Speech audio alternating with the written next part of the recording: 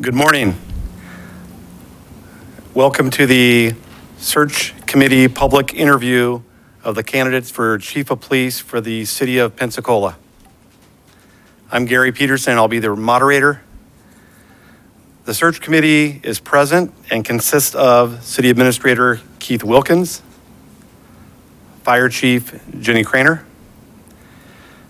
Director of HR Ted Kirshner, Deputy City Administrator Kareth Fiddler, City Attorney Susan Wolf. Mayor Grover Robinson is also present. I want the public to know the interview schedule for the day is as follows. Our first interview will be with Assistant Chief Eric Randall at 9 o'clock. At 10 o'clock, we will interview Assistant Commissioner Booker Hodges.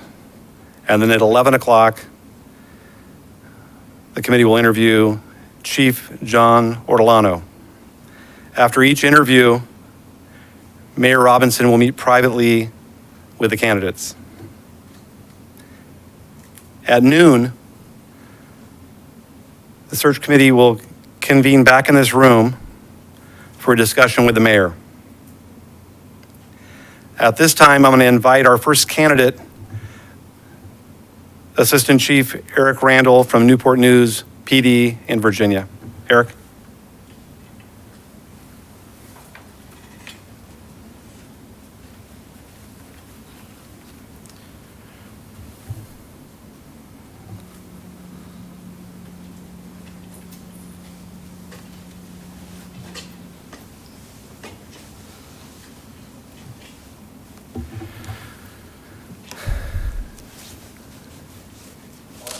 Good morning. Good morning. Hopefully you had a good night last night. Yes, sir, I did. Well, I think I thought last night was incredibly impressive, and there's no doubt that we have three incredible opportunities to lead what we believe is already a great organization. So we're not going to go wrong. Our thing today is to find who is the best candidate, the best fit for us. So I think that's what we're going to do. I think we have some questions here, and then I have some questions that I did want to ask you about directly afterwards. We'll meet shortly in Lawrence's office, but I didn't know who was. I'm going to ask the questions, Mayor. Great. And I think we're going to get started. Assistant Chief Randall's already met the committee in previous interview. And we have about 30 minutes for the discussion. Okay. So, Chief Randall, how would you increase employee engagement and officer retention? Well, employee engagement and officer retention is very, very important, and even more critical in today's policing environment. So one of the things I think that's important to increase employee engagement is an ideal that I have of trying to work toward a police foundation. And what a police foundation is it covers a board of private entities, public board, that they work together to do fundraising, to be able to draw funds for unallocated funds that are not be able to be derived from the budget, to work toward building a nest egg to have morale building efforts for the department. One of the things that has been very beneficial is using a police foundation and the funding to have annual family outings for police department employees. Things at the park, there's some beautiful parks, there's beautiful beaches here in Pensacola, and also another engagement maybe around Christmas time, having a Christmas ball or employee get-together where employees and their families can have a nice night out at one of the establishments here, ball establishments here in Pensacola, and being able to bring their family with them and have a nice time when it comes to being away from work. I think those things right there show employee appreciation.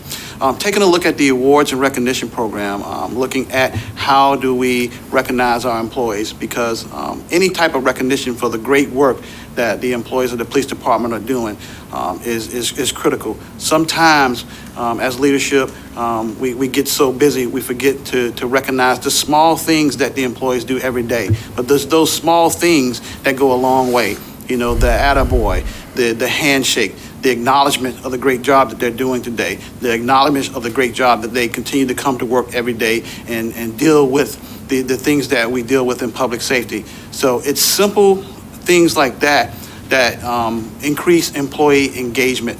But as a leader, being out and about, setting the example, I think it's important as a leader to set the example, set the tone, because me as a leader with a positive attitude, with moving in the right direction, sets the tone and the demeanor of the organization each and every day. So also being very engaging myself, being able to meet with employees, having an open door policy. Last night I talked about monthly employee forums. So those are, no agenda, no set schedule, and forums that will be scheduled once a month, but the employees can come in and have an open conversation with the chief of police.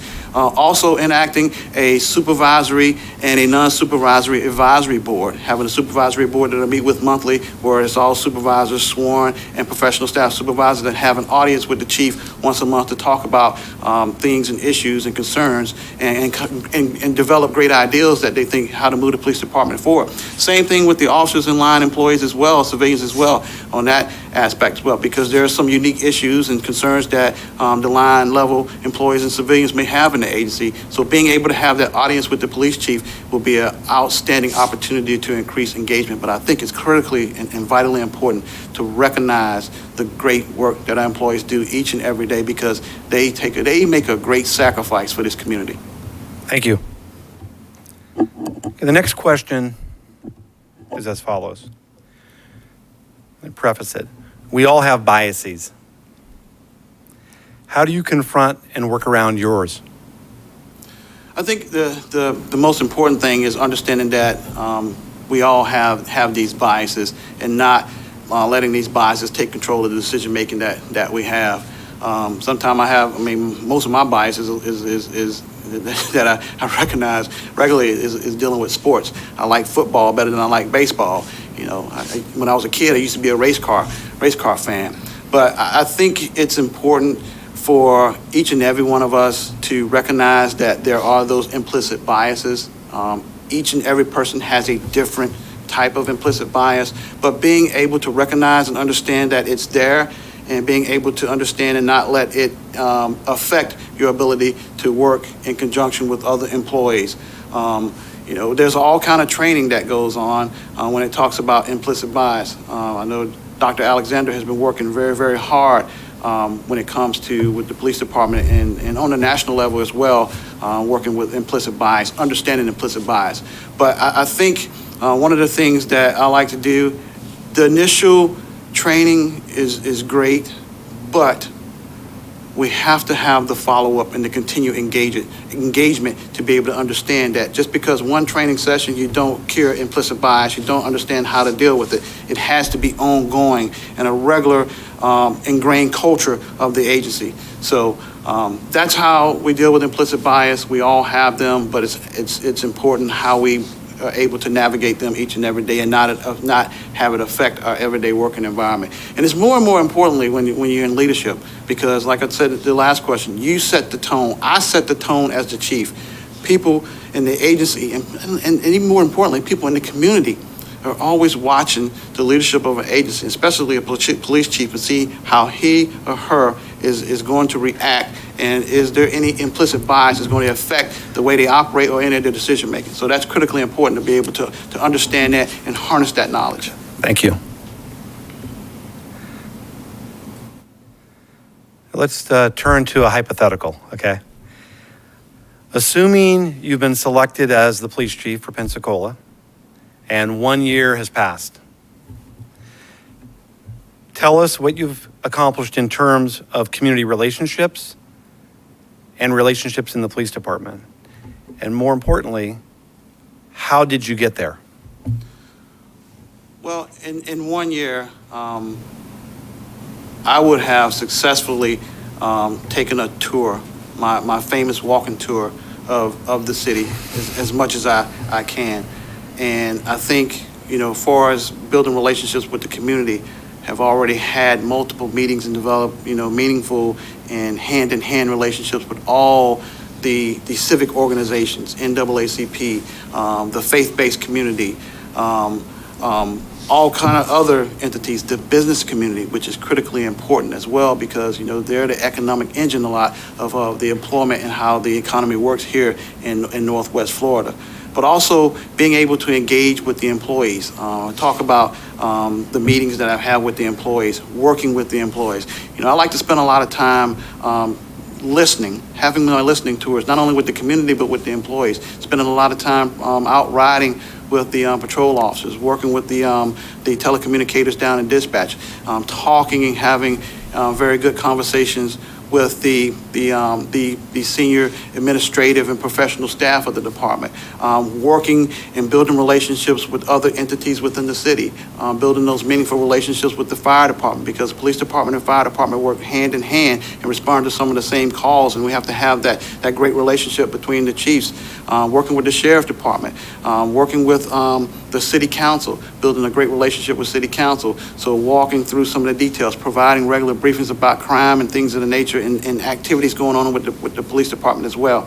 So 1 year is going to be a very, very busy year, a lot of meetings, a lot of listening. One thing I like to do is I like to listen a lot and hear people's thoughts and ideals. And I think some people will be surprised at how some of their ideals may come to fruition when if I'm selected as the police chief. Thank you. Okay, and the last question before we take a break. How do you create a culture of accountability in the police department? Accountability starts at the top. As a chief, I am the most accountable, and I have to set the standard at my level. I hold myself to high regard and hold myself very accountable. And it goes on from there. And I think setting the tone in the agency at the top is key. Making sure my command staff is being held accountable, making sure those that are under them being held accountable, but making sure accountability is just the key. Because I think when you have an accountable agency that's very transparent, it speaks volumes to building relationships with the community. Because when you're very accountable, and it's important when you're accountable, you own up to your mistakes. If you make a mistake, it's critical that you get out and you apologize, you evaluate what happened, and you provide the public an update on how we're going to work through this and make sure this doesn't happen again. But that's what transparency and accountability is about. But things like that makes deposits in that trust bank account, because one day you may have to withdraw from that trust bank account, if something critical happens in the community and a decision has to be made. But I think accountability starts at the top with me as the chief, holding myself to the highest regard. And law enforcement in general, we're all held accountable. We're held to the highest standard. And I think we have to be. We have to be in today's society because we play so many roles in people's lives. We have the ability to change lives in any moment. But I think it's about being accountable. Once you're accountable, you build that trust, you build those relationships, and it's everlasting. Thank you, Assistant Chief Randall. So at this point, we're going to take a break, and the mayor is going to meet privately with Assistant Chief Randall. Thank you. We'll reconvene. Next interview will be at 10 o'clock.